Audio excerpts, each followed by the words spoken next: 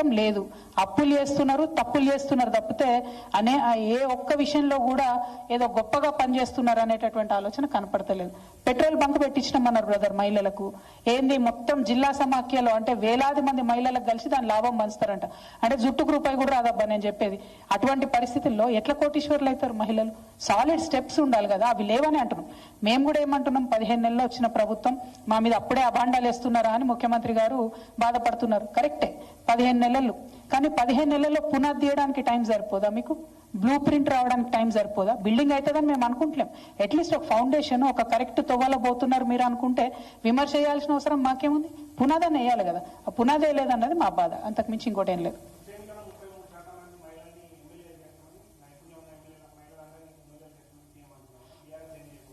ఆయన చేసేది ఏం లేదబ్బా, ఆయన పాత్ర లేదు. మహిళా దినోత్సవం నాడు మహిళల కోసం అని చెప్పి ఏదో మాట్లాడాలి కాబట్టి మాట్లాడారు. ఆ మహిళా బిల్లు కోసం ఇగో ఈ అక్క నేను మేమందరం పోయి ఢిల్లీలో ధర్నా చేస్తే ఆనాడు ఒత్తిడి పెంచితే సోనియా గాంధీ గారి మీద కేసీఆర్ గారు ఉత్తరం రాస్తే ఆ తర్వాత ఎన్డీఏ వాళ్ళు ప్రెషర్లోకి వచ్చి మహిళా బిల్లు చేసిరు.